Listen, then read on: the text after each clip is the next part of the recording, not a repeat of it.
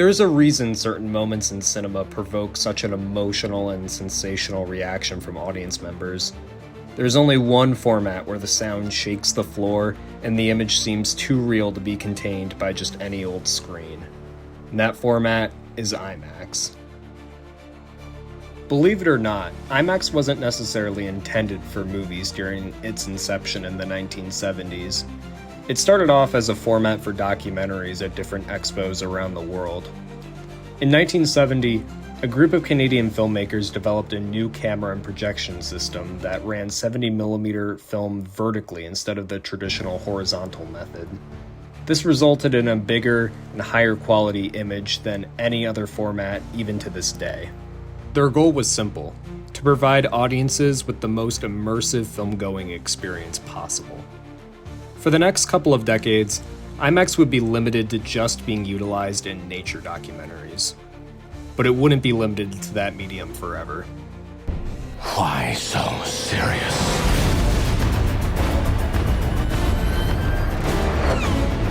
Where is he? Hot off the heels of his 2005 film Batman Begins, director Christopher Nolan decided to shoot a portion of his 2008 film The Dark Knight on 70mm IMAX, the first narrative feature film to do so.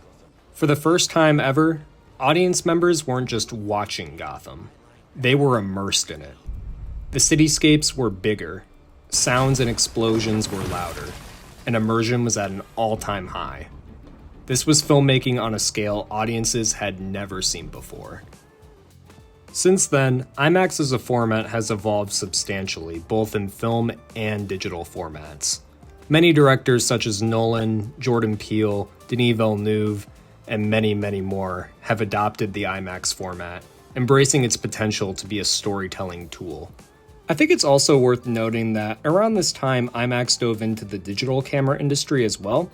Basically, they would certify third-party digital cameras that are capable of making a digital image that's higher quality than other digital generic cameras.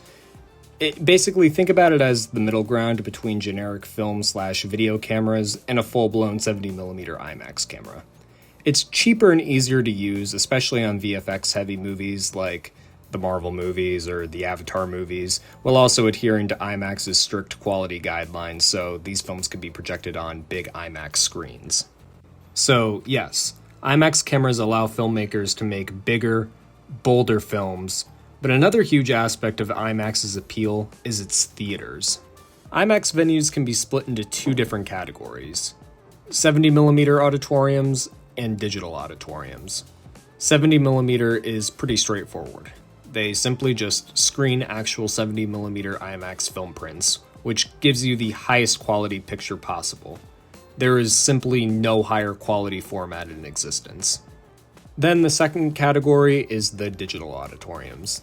They make use of what's called dual laser projectors, which basically results in a much higher quality image than any other digital distribution method, including standard theaters. When you see a movie in IMAX, you can rest assured that you're watching the absolute best and highest quality presentation of said film. So that's where we are now in 2025. More and more filmmakers are taking advantage of this technology as more and more audience members grow to appreciate the benefits it provides. But let's take a moment to look in the future, specifically July 17th, 2026. That's the date of Christopher Nolan's latest film, The Odyssey. What makes this particular film so significant is that it's the first narrative film to ever be shot entirely on 70mm IMAX film. Prior to this, 70mm IMAX cameras had a reputation for being so loud that it was nearly impossible to capture dialogue on set.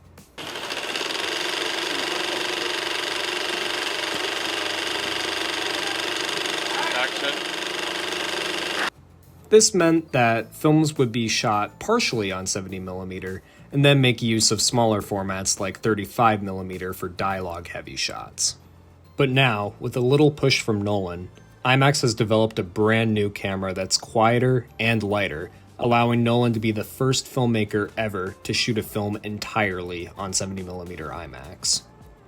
Clearly, audiences agree that this is a significant event because 70mm IMAX screening tickets for opening weekend were put on sale back in July, a whole year before the film's release, and they sold out in minutes.